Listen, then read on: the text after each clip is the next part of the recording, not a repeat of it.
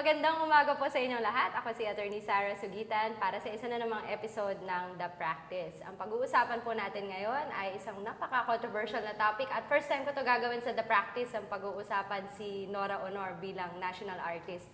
Aking pong guest ay isang blast from the past, my friend from college, from Ateneo de Manila University, Professor Jason Jacobo. Welcome to the show, Jay. Maraming salamat sa invitasyon, Sarge. Okay, Jay, isa ka ngayon sa mga nag-a-advocate para, hindi ko alam, kayo ba, nakikita niyo magbabago pa ba ang isip ni Pinoy upang i-appoint or iparangalan si Nora Aunor bilang national artist? Is that still an option na nakikita ninyo? Possibility pa rin ba yan? Well, syempre, isang malaking sandali ng pagbabago sa daloy ng mga pangyayari, yung pagbabagong isip ng Pangulo hinggil sa desisyon niya na hindi ideklara si Binibining Nora Aunor bilang isa sa mga national artists.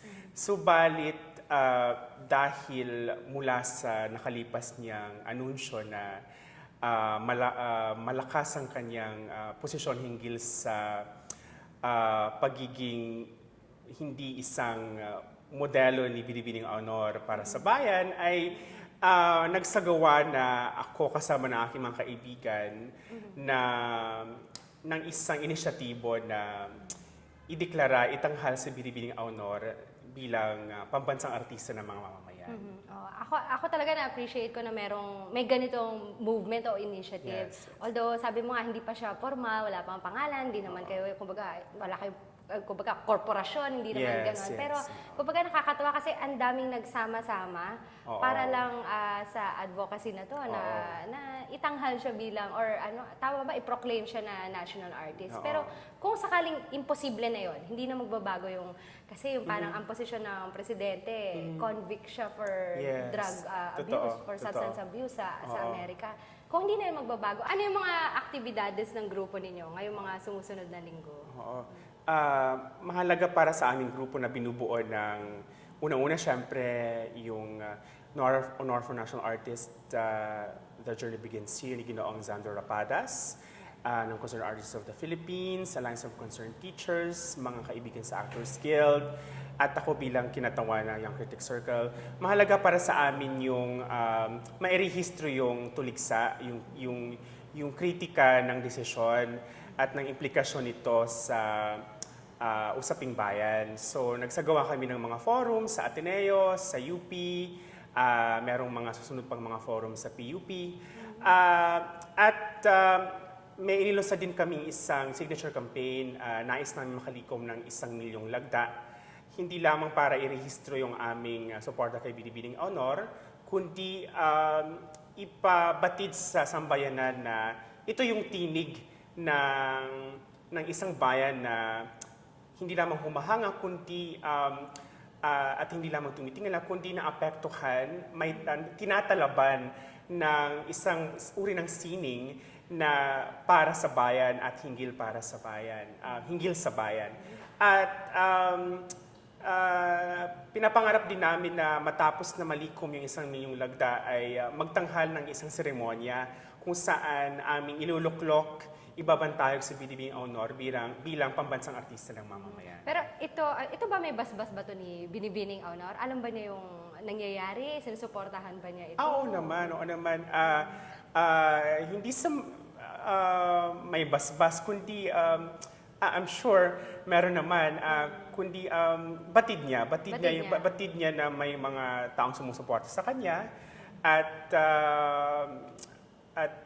nasa likod kami niya at siya naman nasa likod namin sa mga gawain ito.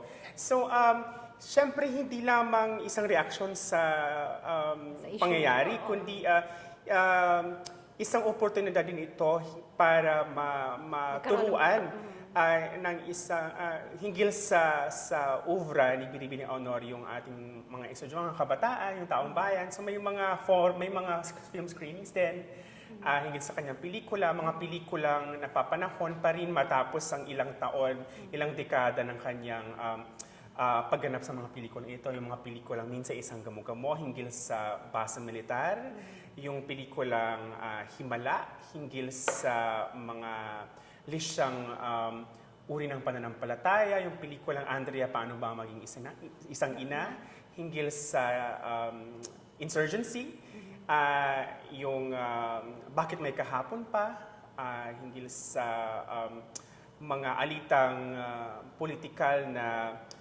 sumisipsip sa mga sumusuot sa mga relasyong personal, yung Thy Womb na inilarawan ang buhay ng ating mga kapatid sa hilagang sa Timog Pilipinas, at marami pa mga pelikula na nagpapatunay ng kanyang sining na talagang nakikisangkot sa bayan, sa mga dalamhati at luwalhati ng bayan. Professor Jay, gusto kong tanungin, paano ba yung proseso ngayon ng pagpili ng national artist? At ito ba babaguhin ninyo sa inyong mga inisyatibo? Yes. Paliwanag lang natin yung kasaysayan ng parangal na ito. Kagaya ng napag-usapan natin kanina, ito'y isang parangal na itinatag noong panahon ng diktadurya. Alam naman natin na mahalagang bahagi ng politika ng mga Marcos yung sining para sa kanila isang mahalagang salik o sangkap ng pagbubuo ng lipunan, yung isang mukha ng karikta ng kagandahan, yung modernidad na estetiko ng modernong estetiko ng bagong lipunan, ay yung facade nito, yung mukha nito ay sining. So upang magkaroon ng mga halimbawa sa uri ng lipunang totoo, mabuti at maganda, the true, the good and the beautiful, may mga artista na kanilang pinili at iniluklok. Nang mabuwag ang diktadurya, nanatili ang parangal at inilipat sa kamay ng CCP at sa NCCA, yung mga tanggapan ng kultura at sining sa ating bayan. At bagaman lumipat mula sa diktadurya at demokrasya, at yung proseso na unang-unang tier, mga kaliga, mga colleagues nung mga bawat larangan sa panitikan, pelikula, may pinipili silang mga pangalan at pinagbobotohan nila yon. Tapos nagtitipon yung mga kanya-kanyang mga eksperto sa larang, yun yung ikalawang tiers, at pinagbobotohan nila en bank yung mga nominado ng bawat larangan. At yung pangatlong tier, yung joint boards ng CCP at NCCA. So, napaka-komplikadong proseso na talaga sinasala talaga ayon sa isang striktong criteria na syempre yung sentro ay kasiningan. At matapos na mapagbotohan ng ikatlong tier na yon, yung listahan ay saka itinataas sa palasyo sa Malacanang. Tapos siya yung namimili. Siya yung o kino-confirm ba lahat mayroong isang honors committee, di ba? So parang kung yung unang tatlong tiers ay kasiningan yung criterion, yung pangunahing criterion, may intervention ng honors committee kung ano nga ba yung so may dinadagdag na yung criteria ng karangalan, marangal ba yung sining? At doon, di umano, ay binabatay ng Pangulo yung kanyang huling desisyon. Okay. So, proseso o criteria ng pagpili, sabi mo, ang daming ang tiers, tapos ultimately yung presidente, yung pangulo yung namimili. Yes. Pero a few years ago, merong ginaging Supreme Court decision. At ito nga siguro papasok yung mga legalidad na sa pagpili ng national artist, yung pangulo, according sa Supreme Court, ay hindi pwedeng magdagdag dun sa isinabmit sa kanya nung 3 tiers na yun, nagsabit sa kanya ng pangalan. Pero pwede siya magbawas. Kumbaga kung may shortlist 10 awardees, pwede siya magbawas, 8 lang. Ganon. Nang absolute yun. Kahit na anong dahilan niya, pwede niya ibawas. Yes. Tapos, pero yung kumbaga 10, hindi niya pwede gawing 11, yung awardees. So, yun yung pamantayan na sinunod naman ng Pangulo ngayon. Kumbaga, he's well within that criteria or that process. Pero, ang kinokontest ninyo, o yung dissent ninyo, is yung ano nga ba yung dissent nyo? Just because yung sa drug abuse ba ito na sinasabi? Na sinasabi ng Malacanang, yun yung dahilan? Or yung si Binibining Aunor mismo, yung kanyang contribution, vis-a-vis yung contribution niya sa film. So, isang mahalagang konteksto na yung kultura, sining, itinuturing natin bilang isang sekundaryong kategoryang pambayan. Subalit, mapapansin natin na sumasabay ito sa at mahalagang bahagi ito ng politika. Politika. So, matapos ang mga Marcos, may mga idinagdag ng mga pangalan, ang Pangulong Ramos, ang Pangulong Estrada, at so, meron pala. Noong panahon nila, nagdadagdag sila. At yung Pangulong Arroyo, nagdagdag siya ng mga pangalan, kabilang na ang kasalukuyang NCCA chair nung panahong yon, si Cecil Guidote at si Carlo Caparas, at may binawas siyang mga pangalan. So, at dahil dito sa sitwasyong ito noong 2009, natinag ang pamayan ng pansining at itinaas sa Korte Suprema. At yun nga, ang sabi ng Korte Suprema, abuso ang pagdadagdag, ngunit nasa presidential discretion yung pagbabawas. Sabi ng Malacanang nung natanggal nga si Binibining Aunor, hindi kinakailangan magpaliwanag yung Pangulo. Subalit nagpaliwanag siya at yung paliwanag niya isang paliwanag na sa palagay namin ay tiwali sapagkat unang-una hindi ito makikita sa mga batayan ng paghusga sa isang artista ng bayan at hindi naman isang batayan ng moralidad at yung kanyang batayan pa ng di umanong immoralidad ni Binibining Aunor ay wala naman talagang record sa Estados Unidos sapagkat may doon hindi siya convicted. Hindi siya convicted. Yun sa palagay namin, yun ay isang anyo ng katiwalian, isang detalye na kung ating ibabalik sa prinsipyo ng pamamahala ng ating Pangulo, ay medyo taliwas. Sapagkat kung ang tuwid na daan ay doon ibabatay, doon sa isang uri ng pagturing sa mga mamamayan na sa oras na nagkamali ay hindi na maaaring magbago, ibang uri ng katuwiran yata yon. Isang uri ng katuwiran na walang pagpapakatao, walang humanismo, kumbaga. And foremost, sinabi mo nga, hindi yun criteria para tanggalin yung moralidad. It's not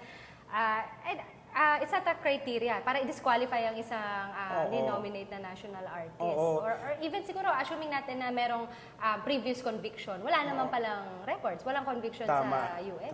Yun ang sinasabi ng grupo ninyo. Yung moralidad, alam naman natin to mula sa pamantasan na bagaman may mga universal na pagtanaw dito, isang bahagi ng pagtanaw dito ay yung maari naman na hindi ito dapat na ipataw lang, di ba? Kinakailangan tingnan yung tao, di ba?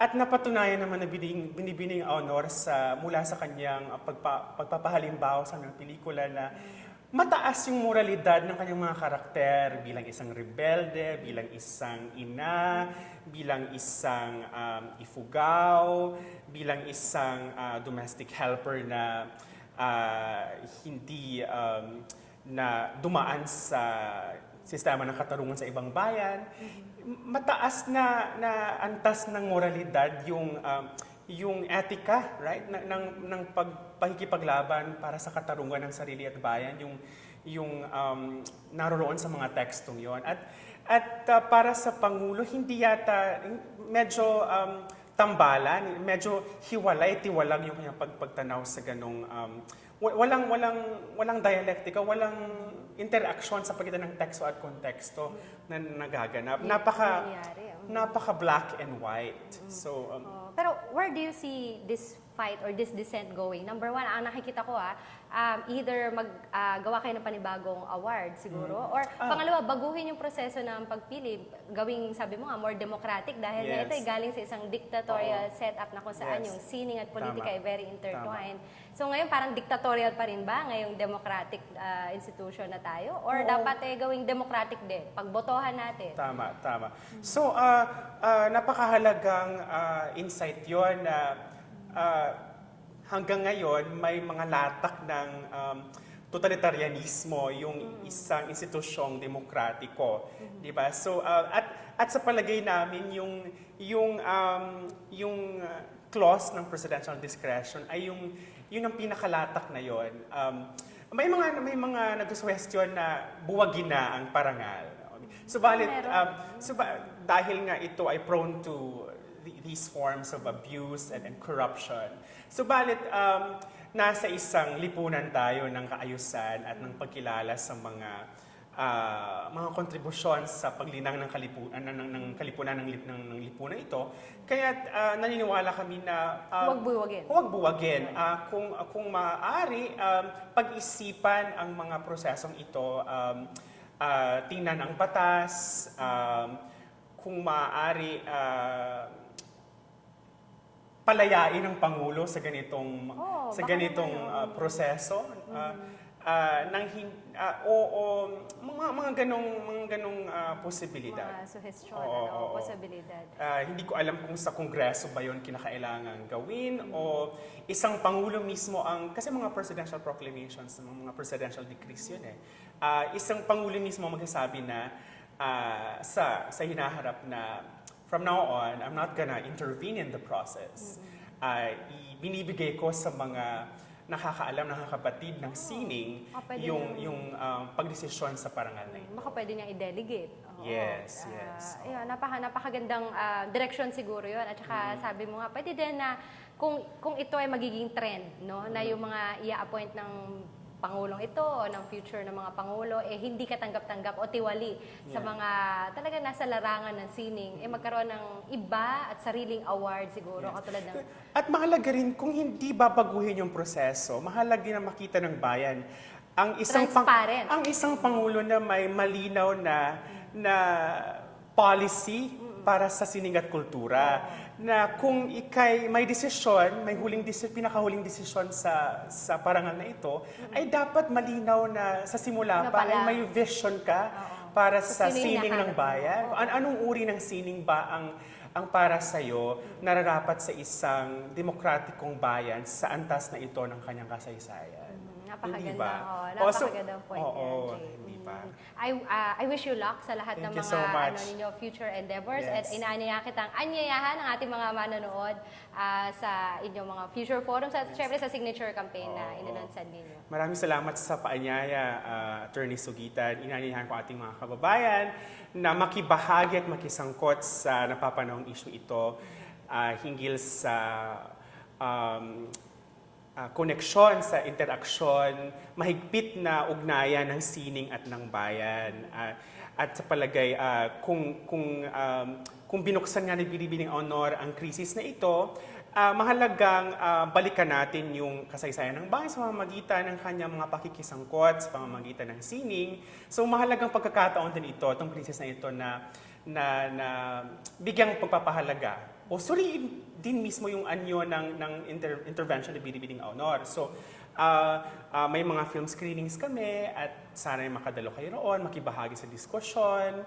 At kung makakadala kayo sa seremonya ng ating pagbabantay kay Binibining Honor ay matutuwa tayo. At syempre, pinakamahalaga naman dito yung kritika, yung pagmamalay hinggil sa papel na ginagampanan ng sining sa bayan at kung paano hinuhubog ng bayan yung sining na nararapat lamang bahagi ng ating araw-araw na buhay, kagaya ng ibang lipunan. Meron bang Facebook page o ano yung grupo ninyo? Sa ngayon, yung Nora Honor for National Artists, The Real Journey Begins Here, na pinamamahalaan ni Ginoong Xanto Rapadas. O maaari kayong maging miyembro nun o magbasa ng aming mga anunsyo, yung mga diskusyon. Maaari nyo rin i-follow si Professor Jason Jacobo sa Facebook. Yes. Napakatatas magtagalog. PhD na, di ba? Yes, PhD. oo. So talagang scholar, academic, professor. So talaga proud na proud ako sa iyo at sa iyong advocacy. Mahalaga ganitong anyo sapagkat YouTube ito, di ba? At maraming nakakapanood ng mga kababayan natin. At saka siguro susunod pag-uusapan natin in another episode yung ngayon, napakatatas mo mag-Filipino at tinanggal na yan ng CHED o tatanggalin niya ng CHED. So isa pa issue yan sa mahalagang academe. issue rin yun. Oo, pag-uusapan natin yan. Maraming salamat. Maraming salamat, Sarge. Thank you very much din sa pagpapanood po ninyo sa The Practice. Sundan ninyo yung issue nila Professor Jacobo at ni Binibining Honor. Tingnan natin kung ano mangyayari in the next few days, weeks, or months. At inaanyahan ko po kayo ulit sa mga susunod pa episode na The Practice. Maraming salamat sa panonood.